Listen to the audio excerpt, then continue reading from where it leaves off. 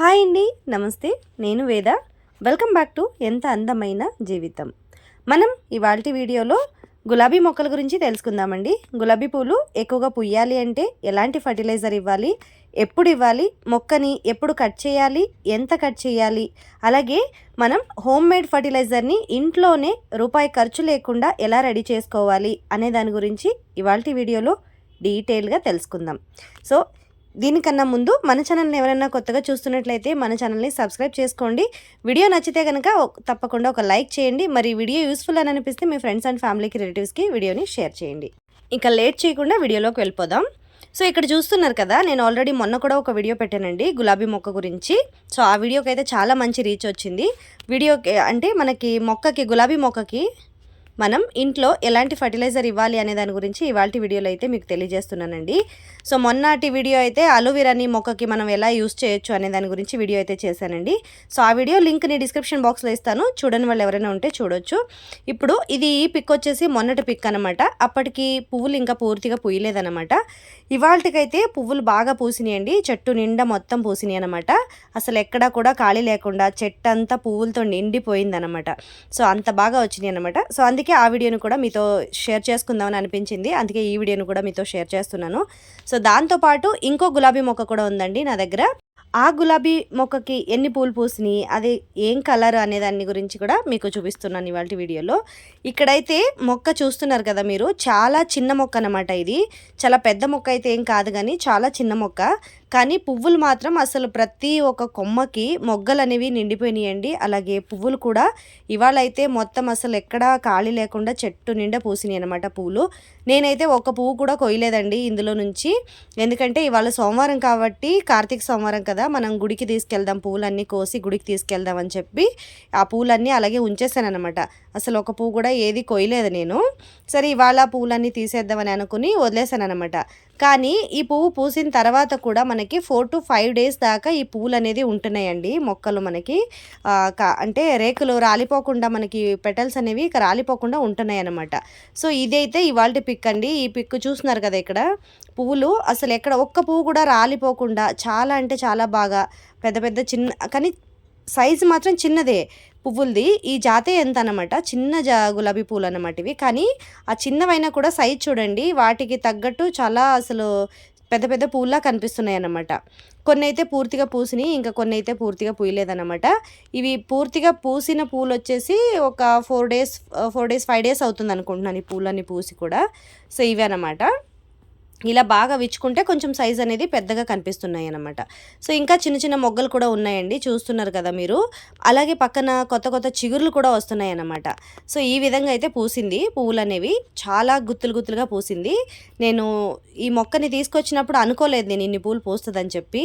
Cut చేసేసాను మొత్తం. Last time ఒక్కసారి వచ్చింది, ఏదో పెస్ట్ వచ్చేసి మొక్కని మొత్తం కట్ చేశాను. కట్ చేసిన తర్వాత ఈ విధంగా వచ్చిందనమాట. సో చాలామంది నాకు కామెంట్ అయితే పెట్టారనమాట, గులాబీ మొక్కకి మనం అన్నం గంజి వేస్తాం కదా, లాస్ట్ టైం నేను చూపించిన వీడియో అన్నం గంజి వేసాం కదా, అన్నం గంజి వేస్తే అందులో సాల్ట్ ఉంటుంది కదండి, మరి గులాబీ మొక్క డెడ్ అయిపోద్ది అని చెప్పి కామెంట్ పెట్టారనమాట. లేదండి, కొంతమంది అన్నానికి ఉప్పు వేసుకుంటారు, కొంతమంది ఉప్పు వేయకుండా కూడా వేస్తారు. కానీ మేమైతే అన్నానికి ఉప్పు వేసే వండుకుంటాం. ఆ గంజి నీళ్ళే నేను మొక్కలకి ఇస్తూ ఉంటానన్నమాట. సో అది ఉడికిన గంజి కాబట్టి ఎక్కువగా అయితే ఉండదు కదా ఉప్పు, మనం ఎంత తినగలుగుతామో అంతే కదా వేసుకుంటాం. సో అది మొక్క అయితే టాలరేట్ చేసుకుంటుంది అన్నమాట. సో దాంతోపాటు గంజి నీళ్లు పోయటం వల్ల, ఉప్పు ఉండడం వల్ల మొక్క అనేది ఏం పాడైపోకుండా ఉంటుందండి, చాలా బాగా వస్తుంది అనమాట. అసలు గంజి నీళ్ళు అనేది గులాబీ మొక్కలకి, కరివేపాకు మొక్కలకి చాలా అంటే చాలా బాగా పనిచేస్తుంది అనమాట. సో అందుకే నేను గంజి నీళ్ళు, బియ్యం కడిగిన నీళ్ళు అయితే తప్పకుండా వేస్తూ ఉంటానన్నమాట. సో ఇప్పుడు ఇంకొక మొక్క కూడా ఉంది నా దగ్గర అని చెప్పాను కదండి, ఆ మొక్క ఇదన్నమాట, ఈ గులాబీ మొక్కే. ఈ పూల మొక్కని కూడా మీరు ఆల్రెడీ చాలా వీడియోస్లో చూసే ఉంటారు. కానీ ఈ గులాబీ పువ్వు ఏంటి అంటే, మొక్క తెచ్చినప్పటి నుంచి కూడా దగ్గరగా ఒక 10 months అయిపోతుంది అనుకుంటున్నాను. 1 year అవ్వలేదండి, 10 months అవుతుంది అనుకుంటున్నాను. సో తెచ్చినప్పటి నుంచి ఇప్పటి వరకు అసలు పువ్వులు లేకుండా అయితే లేదన్నమాట ఈ మొక్క. చాలా అంటే చాలా పూలు వస్తూనే ఉంటాయి అన్నమాట ఇందులో. నేను అప్పుడప్పుడు కట్ చేస్తూనే ఉంటాను. అంటే నేను ఎక్కువగా హార్డ్ బ్రూనింగ్ అనేది చేయను అనమాట, సాఫ్ట్ బ్రూనింగే చేస్తూ ఉంటాను. కాబట్టి పువ్వులు అనేవి వస్తూనే ఉంటాయి అన్నమాట. సో లాస్ట్ టైం ఏం చేశానంటే హార్డ్ ప్రూనింగ్ చేశాను. పువ్వులు చాలాసార్లు వచ్చినాయి కదా, మొక్క తెచ్చినప్పటి నుంచి పూలు వస్తూనే ఉన్నాయి కాబట్టి అని చెప్పి మొత్తం హార్డ్ ప్రూనింగ్ అనేది చేసేసాను. కింద దాకా కట్ చేసేసాను. ఇక్కడ కనిపిస్తున్నాయి కదా కొమ్మలు కూడా మీకు.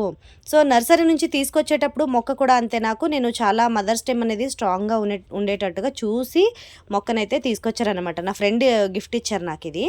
సో తను ఇచ్చిన మొక్క అనమాట ఇది. సో అప్పటికి వాళ్ళు బాగా మంచి మొక్కనే చూసి తీసుకొచ్చారు. సో నేను కట్ చేసిన తర్వాత కూడా మళ్ళీ చూడండి ఎన్ని కొమ్మలు వచ్చినాయో, అలాగే పక్కన కూడా దాని పక్కన కొత్త కొత్త చిగుర్లు కూడా వస్తూనే ఉన్నాయన్నమాట ఇంకా. సో మనం కట్ చేసేటప్పుడు అంతే మొక్కని చూసుకొని ఏ పూలు అయితే అయిపోయినాయో ఆ స్టెమ్ని మాత్రం సాఫ్ట్ ప్రూనింగ్ చేస్తే సరిపోతుంది మీకు. మళ్ళీ పక్కన ఉండే కొమ్మకి మొగ్గలు వస్తూనే ఉంటాయి కదా, ఒకటి అవ్వగానే ఇంకొకటి కట్ చేసుకున్నారనుకోండి, సో అప్పుడు మీకు పువ్వులు అనేవి బాగా ఎక్కువగా వస్తాయి అన్నమాట. ఒకేసారి మొక్కని మొత్తం ఖాళీ చేసేస్తే మీకు పువ్వులు అనేవి కూడా ఒకేసారి వచ్చేస్తాయి, అలాగే ఒకేసారి ఖాళీ అయిపోతాయి. అలా కాకుండా ఏ కొమ్మకైతే పువ్వు ఉందో ఆ కొమ్మకి పువ్వు పూసి అయిపోయిన తర్వాత మళ్ళీ కొత్త చిగురు ఏమీ లేదా అని ఒకసారి చూసుకొని కన్ఫర్మ్ అయిన తర్వాత మీరు ఆ కొమ్మని కట్ చేసుకుంటే మళ్ళీ దాంట్లో కొత్త బ్రాంచెస్ అనేవి వస్తాయి. మళ్ళీ దానికి బ్రాంచ్కి ఒక మొగ్గ అనేది ఎక్స్ట్రాగా రావడానికి మనం మంచి న్యూట్రిషన్గా ఉండే లిక్విడ్ ఫర్టిలైజర్ని కనుక మీరు ఇస్తే కొమ్మలు ఎక్కువగా వస్తాయి, పువ్వులు ఎక్కువగా వస్తాయి. సో మనం కిచెన్ వేస్ట్లో నుంచి వచ్చేది లిక్విడ్ ఫర్టిలైజర్గా ఎలా ఇవ్వాలి అనే దాని గురించి చెప్తున్నాను. ఇది చాలా ఒక మ్యాజికల్ లిక్విడ్ ఫర్టిలైజర్ అని కూడా చెప్పొచ్చండి, organic homemade fertilizer. So దీంట్లో నేను కుళ్ళిపోయిన బనానాస్ వేసుకున్నాను, ఆనియన్ పీల్స్ వేసుకున్నాను, ఆరెంజ్ పీల్స్, పచ్చిమిర్చి, మనకి పచ్చిమిర్చిలు అవి క్లీన్ చేసుకుంటాం కదా అవి ఉన్నాయి, క్యాబేజ్ పీల్స్ ఉంది.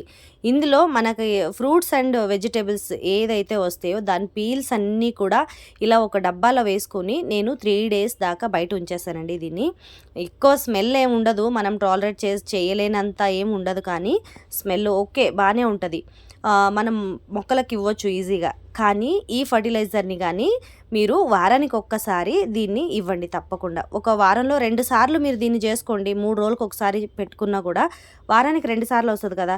చాలా మొక్కలు ఉంటే కొన్ని మొక్కలకి ఇవాళ వేయండి, 3 రోజుల తర్వాత ఇంకా కొన్ని మొక్కలకు వేయండి. లేదు నేను రోజుకి వేసుకుంటానంటే రోజు వేయొచ్చు మొక్కలకి.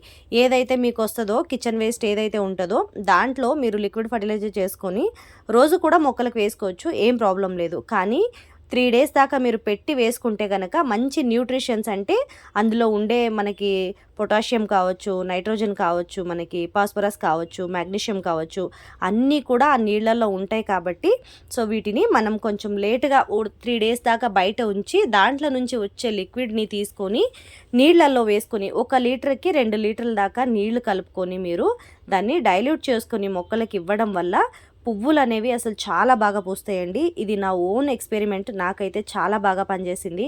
సో మీరు కూడా ఒకవేళ ట్రై చేసి చూడండి, మీరు ట్రై చేసి చూస్తేనే కదా తెలుస్తుంది. సో చాలా ఫర్టిలైజర్స్ ఇచ్చి ఉంటారు, దీన్ని ఒకసారి ఇచ్చి చూడండి, పువ్వులు అనేవి అసలు ఎన్ని వస్తాయో మీరే చూడండి. పూల మొక్కలకైతే ఏ పూల మొక్కలకైనా ఇవ్వచ్చు. నేను మీకు చూపించడం కోసం ఇక్కడ ఇస్తున్నాను. నేను ఒక 3/4 లీటర్ దాకా వాటర్ అయితే తీసుకున్నాను, అందులో నేను 1/2 లీటర్ దాకా లిక్విడ్ అయితే తీసుకుంటున్నాను. సో ఇందులో 1:2 అనమాట. అట్లా తీసుకొని మనం మొక్కలకి వేసుకోవడమే, అంతే. చాలా ఈజీ అండి. చేసుకొని పెట్టుకోవడానికి మాత్రం ఒక డబ్బా తీసుకోండి, దానిపైన కంపల్సరీగా మూత పెట్టుకోండి, లేకపోతే పురుగులు అయిపోతాయి, వాసన వచ్చే ఛాన్స్ అయితే ఉంటుందన్నమాట. సో ఈ విధంగా చేసుకొని మీరు లిక్విడ్ ఫర్టిలైజర్ కనుక ఇచ్చారనుకోండి మొక్కలకి, అసలు ఇంకా పువ్వులు అనేవి వస్తూనే ఉంటాయి అన్నమాట. ఏ సీజన్కి తగ్గట్టు ఆ పూలు మనం పెంచుకుంటాం కదా, అలా మనం పెంచుకునే పూల మొక్కలన్నిటికీ కూడా ఈ లిక్విడ్ ఫర్టిలైజర్ అనేది చాలా బాగా పనిచేస్తుందండి. నేనైతే తప్పకుండా ఇస్తూనే ఉంటానన్నమాట. ఇంకా చామంతి మొక్కలు అంటారా, అసలు చామంతి పూలు కూడా అంతే అండి, చాలా బాగా పూస్తాయి అన్నమాట. ఈ లిక్విడ్ ఫర్టిలైజర్ అనేది పూల మొక్కలకు కానివ్వండి, వెజిటేబుల్స్ మొక్కలకు కానివ్వండి, ఒకవేళ మీరు ఆకుకూరలు పెంచుకుంటూ ఉంటే ఆకుకూరలకు కూడా పోసుకోవచ్చు అనమాట. చాలా బాగా పనిచేస్తుంది ఈ లిక్విడ్ ఫర్టిలైజర్ అనేది. సో నేనైతే రెగ్యులర్గా యూస్ చేస్తూ ఉంటాను. మరి వీడియో చూసారు కదా, సో ఇవాళ నుంచి ఒకవేళ ఎవరైనా ట్రై చేయని వాళ్ళు ఉంటే కూడా మీరు ఇవాళ నుంచి ఈ లిక్విడ్ ఫర్టిలైజర్ని ట్రై చేసి చూడండి. సో మీకేమనిపిస్తుంది అనే దాని గురించి కింద నాకు కామెంట్లో తెలియజేయండి. సరే చూసారు కదండి, ఇవాళ వీడియో అయితే ఇదన్నమాట. ఈ వీడియో మీకు నచ్చిందని అనుకుంటున్నాను. వీడియో నచ్చితే కనుక తప్పకుండా ఒక లైక్ చేయండి. మరి ఈ వీడియో యూస్ఫుల్ అని అనిపిస్తే మీ ఫ్రెండ్స్ అండ్ ఫ్యామిలీకి, రిలేటివ్స్కి వీడియోని షేర్ చేయండి. కొత్తగా ఎవరైనా మన ఛానల్ని చూస్తున్నట్లయితే తప్పకుండా మన ఛానల్ని సబ్స్క్రైబ్ చేసుకోండి. మన ఛానల్లో గార్డెన్ రిలేటెడ్గా చాలా వీడియోస్ ఉన్నాయండి, ఛానల్ని సబ్స్క్రైబ్ చేసుకొని చూడండి.